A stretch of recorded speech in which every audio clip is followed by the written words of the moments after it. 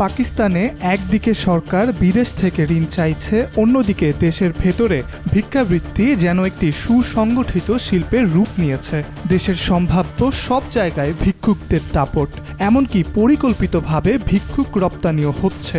ভিক্ষাবৃত্তি এখন যেন এক প্রকার পেশায় পরিণত হয়েছে। পাকিস্তানের centre for business and society এক গবেষণা প্রতিবেদনে জানিয়েছে 23 কোটি জনসংখ্যার দেশে 3,80,00,000 লোক ভিক্ষাবৃত্তি অবলম্বন করে।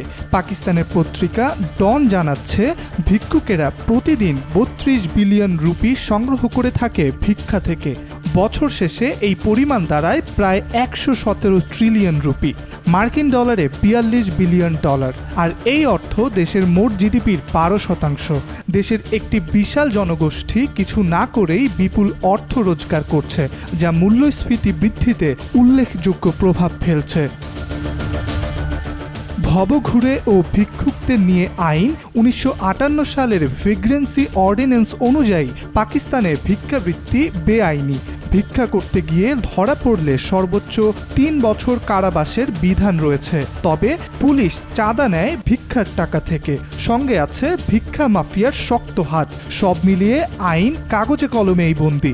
ভিক্ষুকদের জন্য রয়েছে নির্ধারিত আইনজীবী, যারা মাসিক ফি নিয়ে পুলিশ হেফাজত থেকে ভিক্ষুকদের মুক্ত করতে সাহায্য করেন।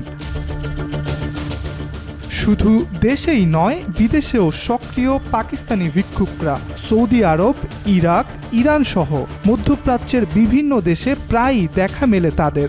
এর মধ্যে শীর্ষে রয়েছে সৌদি আরব, যেখানে তারা হজ ভিসার সুবিধা কাজে লাগিয়ে থাকে। কারণ এ ভিসার জন্য ব্যাংক হিসাবের তথ্য, কর সংক্রান্ত কাগজপত্র, পেশাগত আয় এবং সম্পত্তির বিবরণীর মতো জটিল নথি জমা দেওয়ার প্রয়োজন হয় না। 2023 সাল পর্যন্ত 2.5 বছরে সৌদি আরব থেকে পাকিস্তান সরকার 44,000 ভিক্ষুককে ফিরিয়ে এনেছে।